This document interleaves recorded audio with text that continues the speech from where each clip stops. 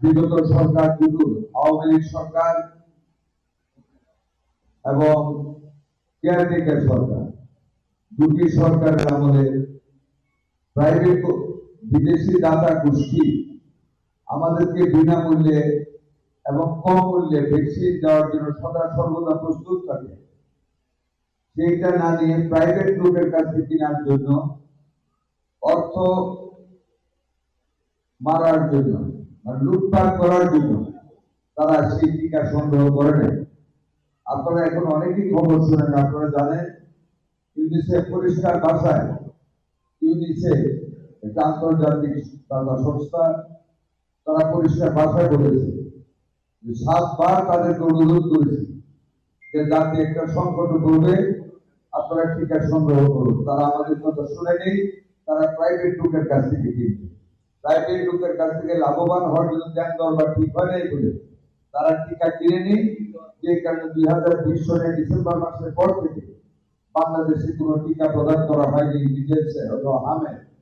যেই কারণে হঠাৎ করে এটি একটি কারণ, আমরা ক্ষমতায় যাওয়ার পর মাননীয় প্রধানমন্ত্রীর গতিশীল এবং বিচক্ষণ নেতৃত্বে আমরা খুব সংক্ষিপ্ত সময়ের মধ্যে বিদেশি দাতা সংস্থার কাছ থেকে আমরা সেই টিকা সংগ্রহ করে দেশব্যাপী এপ্রিল মাসের 4 তারিখ থেকে প্রথম পর্যায়ে 20টি উপজেলা, 30টি উপজেলা, দ্বিতীয় পর্যায়ে ঢাকা সহ 4টি পৌরসভা, তৃতীয় পর্যায়ে 20 এপ্রিল থেকে মাননীয় প্রধানমন্ত্রীর উদ্বোধনের মাধ্যমে সারা দেশব্যাপী টিকা কার্যক্রম শুরু করে এই মাসের 20 তারিখ আমরা আমাদের যে টার্গেট, সেই টার্গেটে আমরা 102% টিকা দিতে সক্ষম হয়েছি।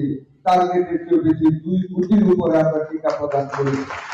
যদিও মৃত্যুটা এখনো আছে, গতকাল 17 জন মারা গেছে, কিন্তু রোগীর সংখ্যা কমে আসছে।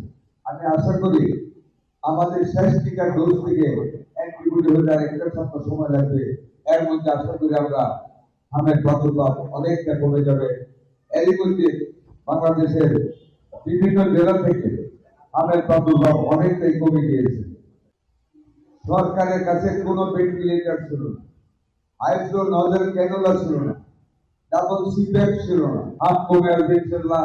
আমরা গত বিশুদ্ধবারে আপনারা দেখেছেন অনেকগুলি ভেন্টিলেটর, অক্সিজেন কনসেন্ট্রেটর, আইসো নজল এবং এরই মধ্যে আমরা ডেঙ্গুকে মোকাবেলা করার জন্য 1 লক্ষ স্যালাইন আমরা রেড ক্রিসেন্ট এবং রেড ক্রসের কাছ থেকে আমরা একই দিনে গ্রহণ করে প্রত্যেক হাসপাতালে আমরা সাপ্লাই দিচ্ছি, বিশেষ করে ঢাকাতে, যাতে করে ডেঙ্গুকে মোকাবেলা করতে পারে। কোন অ্যান্টি রেবিস ভ্যাকসিন ছিল না।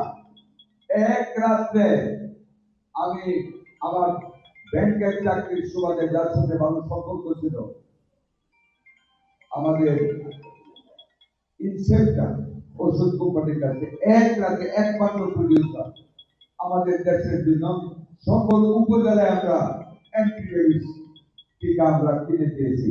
আগে কিনতে হতো মানুষের, আবার কিছু কিছু লোক দুর্নীতি করতো, থাকা বলতো কিনে আনেন বাইরে বিক্রি করে। আমাদের যদি উপজেলায় শর্ট করে আমরা ডিসি সাহেবদের আমরা নির্দেশ প্রদান করেছি ইউনিয়নের স্থান থেকে অ্যান্টিরেবিস কুকুরের কামড়ের ইনজেকশন কিনে দেওয়ার জন্য ভ্যাকসিন সারা বাংলাদেশ ব্যাপী যেখানে শর্ট ইউরো মহোদয়গণ টাকা দিয়ে সেই টিকা কিনে দিয়েছেন অ্যান্টিরেবিস। আমাদের মাননীয় প্রধানমন্ত্রী আগামী অর্থ বছরে আমাকে 46,000 কোটি টাকা বাজেট দিয়েছেন শুধু স্বাস্থ্য খাতে। আল্লাহ ব্যাপক হারে স্বাস্থ্য খাতে আমরা কাজ করব।